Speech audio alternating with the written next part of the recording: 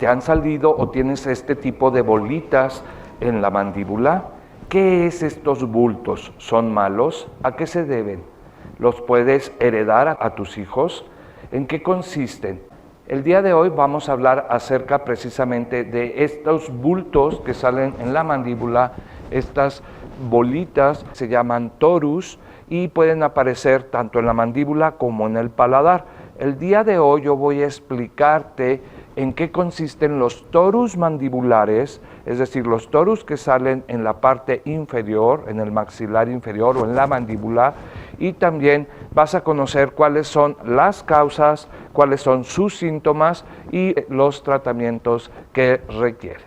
Antes que nada debemos de saber que los torus, que así se llaman estas bolitas, son crecimiento de huesos, son una patología benigna y nosotros le llamamos exostosis. Exostosis quiere decir, exos es que está hacia afuera y tosis se refiere a hueso, entonces es como huesos que salen crecidos, que se ven hacia afuera. Son un tipo de exostosis que existen en los huesos maxilares. Y los torus mandibulares obviamente salen en la mandíbula, de ahí su nombre. Están viendo aquí un libro clásico de patología oral y maxilofacial, de donde saqué esta fotografía y lleva el crédito, porque a continuación les voy a mostrar algunos pacientes. Son simplemente una muestra para que ustedes se den cuenta de la severidad, de los grados, de cómo debemos diagnosticar o categorizar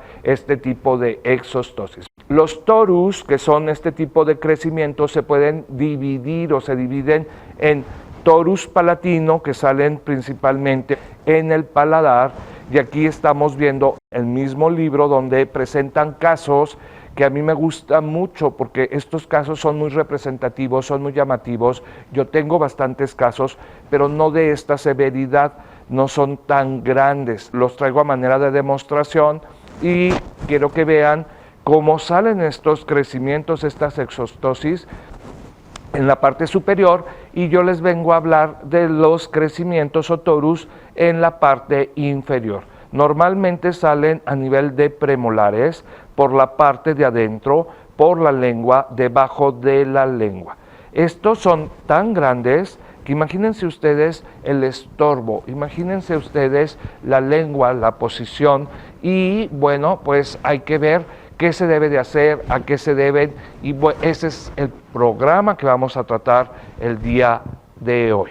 Quiero invitarte a que te suscribas a mi canal Clínica de Ortodoncia Avanzada para que puedas recibir toda la información de los videos que grabamos aquí en TV UGED, en el programa Odontología para Todos, y tengas una secuencia de las patologías y de todas las pues los tratamientos que hacemos nosotros los odontólogos para curarte tu boca. Suscríbete a mi canal de YouTube en Clínica de Ortodoncia Avanzada y bueno, pues vamos a ver a qué se deben estos torus en la mandíbula o mandibulares. Debes de saber que los puedes encontrar con el nombre de rodete mandibular, también es un sinónimo.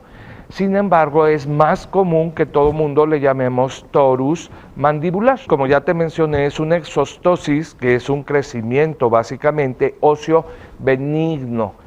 Su nombre también lo dice por sí solo, benigno. No tiene en la mayoría de las ocasiones una repercusión o una preocupación inmediata y aparece por la parte de adentro de lo que es el arco mandibular, donde van los dientes por dentro, entre lo que sería la lengua y el reborde alveolar, obviamente en la parte ósea, y generalmente a nivel de los premolares, casi siempre entre el primer premolar y el segundo premolar.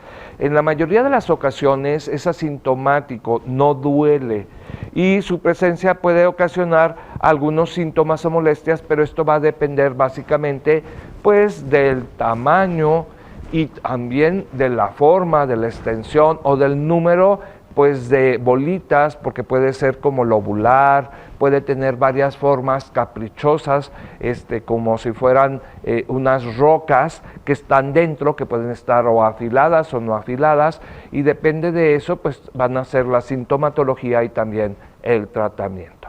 Vamos a conocer y vamos a dividir e identificar durante este programa cuáles son las causas principales. Se ha categorizado como factores ambientales y funcionales la mayoría de las ocasiones. El 70% de las ocasiones es por alguno de estos factores que ya sean ambientales o funcionales, y que estos factores ambientales y funcionales son bruxismo, que es cuando nosotros apretamos o rechinamos los dientes, depende también de la anatomía de la boca, es decir, de la forma, del apiñamiento. A las personas, mientras más chuecos tengan los dientes, también tienen más probabilidades de tener estos torus o exostosis. A una densidad ósea elevada, por decir algo, yo tengo una paciente que tiene osteopetrosis, y las personas que tienen osteopetrosis, que es todo lo contrario a tener osteoporosis, tienen una actividad en sus osteoclastos diferente, en donde tienden a formar mucho hueso, es muy denso. Hay una alteración en lo que es la osteogénesis o la formación del hueso, y acumulan demasiados depósitos cálcicos. Hay unas deficiencias vitamínicas que es muy importante, sobre todo la vitamina D3, que ayuda a fijar el calcio, ¿verdad? Y también está asociado a la edad, ya que esto es poco común en personas jóvenes, se da principalmente en adultos, y ahorita vamos a ver la casuística. Es más común también en personas que reciben múltiples traumatismos y lesiones en la zona mandibular, pero generalmente es más atribuible a, como dice su nombre, al bruxismo, o la forma como acomodan tus dientes, que también está muy relacionado pues con la ortodoncia. Muchos pacientes que llegan a mi consultorio porque requieren ortodoncia, pues tienen los dientes obviamente chuecos, pero también presentan estos torus o exostosis mandibular. Traigo aquí a manera muy interesante una familia. Ellos son mis pacientes, llegan a requerir tratamiento de ortodoncia. Es un matrimonio, él es el esposo, ella es la esposa, y al final de cuentas él tiene torus no muy grandes, de tamaño mediano. Y aquí quiero que lo asociemos, porque al final de cuentas tengo las fotografías al momento en que ellos me traen a sus hijos. Son gemelos, pero no son gemelos idénticos, que son monocigotos, es decir, de la misma bolsa. Son cuates, lo que normalmente llamamos que son gemelos cuates, que en realidad nosotros le llamamos gemelos heterocigotos o dicigotos, porque salen de diferente bolsa, y se ha llegado a identificar, y esto concuerda, en que el 30% de las ocasiones en que se presentan los torus son de origen genético, hereditario o étnico, y el otro 70% es ambiental. De sus hijos, que son gemelos heterocigotos, ellos tenían uno sí torus, son personas muy jóvenes, apenas y alrededor de los 20 años de edad. Uno sí lo tenía y el otro no. Es como tiene mayor penetración cuando son gemelos homocigotos, o son gemelos que salen en la misma bolsa, o lo que nosotros llamamos gemelos idénticos. Y por lo tanto se puede corroborar ahí que la herencia es un factor determinante y muy importante para saber si nosotros vamos a heredar, o cómo es que se presentan en ciertas comunidades una mayor incidencia y prevalencia de lo que son esta anomalía, que es principalmente y casi siempre benigna y no tiene mayor repercusión. La mayor cantidad de ocasiones en que encontramos este tipo de crecimientos, de abultamientos, si tú le quieres llamar una bola, pues entonces esta bola, si tú te la tocas, pues se va a sentir dura, y si te examinas o si te lo alcanzas a ver, puedes examinarla y ver las características y corroborar si tienes algún familiar que te lo haya heredado, o a lo mejor formas parte de algún grupo étnico o racial, el cual se caracteriza por tener una mayor prevalencia de el torus mandibular. Estamos hablando de los factores causales o factores que se le atribuyen que tengan cierta repercusión, porque en realidad no se puede saber si es exactamente por un motivo o por otro. Tenemos que ir primero que nada descartando lo que son los factores genéticos, los factores hereditarios o los factores étnicos. Y después de eso, pues entonces vienen lo que son los factores ambientales, incluso los hábitos alimenticios, lo que comemos, que va a repercutir en la estimulación para el crecimiento del hueso. Si nosotros comemos alimentos más duros, no tan procesados, no tan blandos, entonces estamos estimulando a nuestros procesos óseos a que estén al tanto. Hay grupos étnicos, principalmente, por ejemplo, en Asia, donde se ha descubierto una mayor prevalencia, es decir, se presentan con mayor cantidad en cierto sector de la población. Por ejemplo, en Estados Unidos, la población que lo presenta es el 5 al 10 o un poco más del 10%. Es decir, que de cada 100 personas, 7, 8, 9 o a veces cuando mucho, 10 personas van a tener estos torus.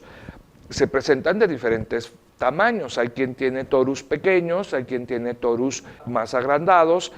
También existe un grupo étnico que nosotros identificamos en una parte localizada tanto en Groenlandia como en Canadá, y que nosotros los llamamos inuits, y este grupo étnico al cual pertenecen los inuits tienen también una gran prevalencia de torus mandibular.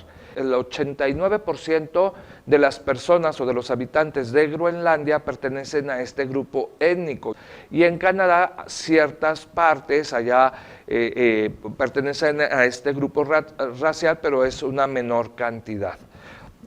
Los factores genéticos aquí las podemos identificar y obviamente está asociado a factores hereditarios, por lo tanto son comunidades o son incluso pues países.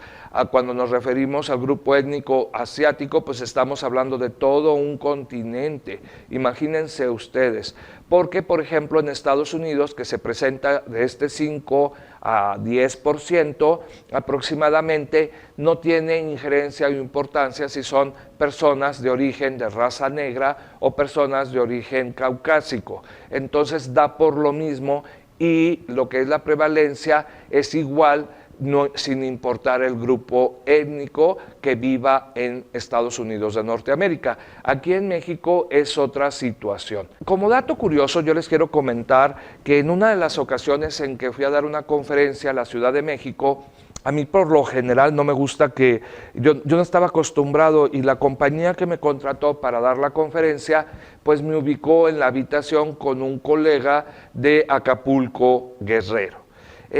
Aunque yo estaba en un inicio muy incómodo, yo creo que ha sido una de las experiencias académicas más importantes, porque hay cosas que a veces en las conferencias no nos contamos con tanta soltura, y aquí tuve la oportunidad de platicar y bueno, prácticamente como decimos, pues que me soltara la sopa, y él me comentaba que él era de Acapulco, Guerrero, y que tenía una gran cantidad, una gran cantidad de pacientes con torus, tanto palatinos como mandibulares. Y bueno, pues yo sí tengo bastantes pacientes con torus, pero no una gran cantidad. Aproximadamente a lo mejor el 10% o el 5% de mis pacientes, y en mis pacientes yo casi no encuentro mujeres o el sexo femenino, lo que es de género, porque se asocia a una mayor cantidad de prevalencia en personas de sexo femenino. Sin embargo, aquí en Durango yo no tengo tantas pacientes de sexo femenino que tengan torus. Yo estoy al revés, yo tengo más pacientes hombres que lo presentan. Entonces me llamaba mucho la atención y se me hizo un poco exagerado. Me metí a ver y leer algunos artículos, y dentro de los artículos pues me salió, por ejemplo, este artículo que está hecho en el centro de salud, donde se hacen una atención primaria precisamente en la ciudad de Acapulco, Guerrero, y tiene una muestra de 95 personas que llegaron y eligieron entre lo que son los 20 años y los 68. Fue un estudio que realizaron entre el 2019 y febrero del 2020, es decir, duró aproximadamente un año. La prevalencia fue, imagínense ustedes, de que se presentara un 57%. Es quizá el lugar aquí en el país, al menos en México, que tiene una mayor presencia de esta exostosis. Y de estos 57%, el 61% se presenta en personas del sexo femenino y el 39%, es decir, si ustedes suman el 61 y el 39, es el 100% de estos 57. El 39% se presenta en los hombres, es decir, en el estado de Guerrero hay mayor cantidad de personas que lo presentan cuando son del sexo femenino. La mayor incidencia se da en adultos de más de 51 años, en un grupo entre los 51 y 60, y la ubicación anatómica de estos torus, porque aquí están hablando de torus en general, torus bucales, que puede ser un torus maxilar o un torus palatino y torus mandibular. Y aquí se presentó con mayor prevalencia en lo que es la mandíbula, y la mitad de los casos que se presentaban eran bilaterales, es decir, que cuando se presenta de un lado también se presenta del otro. La mayoría de las ocasiones se ha dicho, estudios en general, que aproximadamente el 90% de las ocasiones son bilaterales, es decir, si los tienes del lado derecho, también los vas a tener del lado izquierdo a nivel de los premolares. La prevalencia del paladar es del 37%, vuelvan a sumar lo que es el 63 y el 37 y les vuelve a dar el 100% de la totalidad de los torus bucales en el estado de Guerrero, que es donde se tiene mayor presencia. Otro estudio que se hizo en el estado de Yucatán es muy similar. Aquí lo hicieron dos universidades, una la Universidad Autónoma de Nayarit y otra la Universidad Autónoma de Yucatán, donde encontraron pues lo que son información muy similar, y en esta información nosotros podemos ver la presencia, por ejemplo, del 6.7% de la población. Esto es atribuible al grupo étnico de la población característica en el estado de Yucatán. Todos nosotros sabemos que una gran parte de la población desciende de un grupo étnico llamado maya, que es un orgullo a nivel nacional este grupo étnico, ¿verdad?, que tiene unos usos y costumbres que, bueno, representan de una forma universal nuestra cultura, al menos en el estado de Yucatán. Y bueno, pues la distribución del torus mandibular se presenta aquí, como les mencioné, 88.89% cuando son mandibulares, es decir, casi el 90% son bilaterales. Es más común el torus mandibular en Yucatán, por decir, y entonces empiezan a haber estudios y las características van variando, las estadísticas van variando, por lo tanto los estudios de Yucatán y de Guerrero no se pueden atribuir a Durango o a Chiapas o a Colombia, a Ecuador, a Brasil. Por lo tanto, cada entidad debe de hacer sus propios estudios para tener una casuística, aunque hay que ver también la relevancia debido a que como no tiene sintomatología y si no molestan, pues a veces como que no es tan importante en sí el investigar, o por eso no se hace, vaya, porque como que no tiene una gran repercusión en la salud de la boca, a veces al menos no de forma tan negativa. Este es un paciente, obviamente tiene más de 50 años, es un paciente hombre, es bilateral y presenta estos torus aquí a nivel de lo que es los premolares, son de tamaño regular, como de forma lobular, y el paciente me preguntaba si tenía injerencia en su boca. Yo les comento que por lo general este tipo de pacientes no requieren un tratamiento a menos de que cuando ya crecen, ya no están desdentados y se le va a colocar alguna prótesis que se vaya a apoyar sobre las bases óseas, si está afilado, si tiene algún filo de cuchillo, si tiene pues algún margen que roce y lastime las prótesis, ya sea una placa o una dentadura o si sea un puente removible, pues entonces se tiene que pulir, se tiene que ir eliminando como si fuera madera, como se levanta un colgajo y se pule o se talla a conveniencia. En realidad, a veces cuando se van a colocar implantes y hace falta hueso de alguna otra parte para colocar el implante, a veces podemos tomar esta parte del hueso y colocarlo ahí donde nos hace falta. Entonces, hacernos una autodonación de hueso.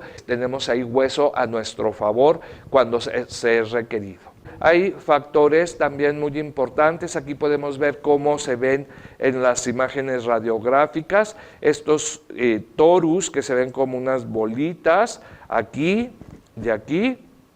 Y esto pues es muy representativo, son características que si nosotros los vemos y no sabemos, pues nos podemos asustar. Esta es una tomografía que se tomó, esta está publicada en un libro de radiología, en una revista, en un journal, una revista especializada de imagenología.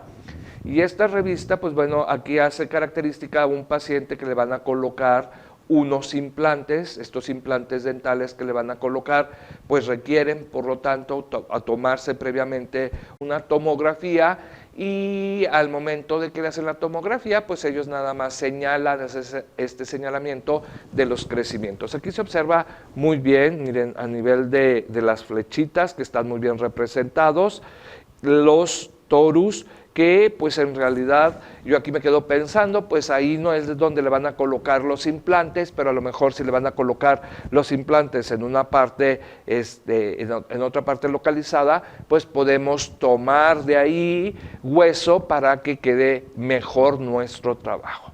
Espero que la información que te haya dado el día de hoy te haya servido, y a mí solamente me queda invitarte a que te suscribas a mi canal nuevamente. Si te sirve la información, que la compartes, que le des me gusta al video y también que me sigas aquí en el canal. Nos vemos la próxima semana.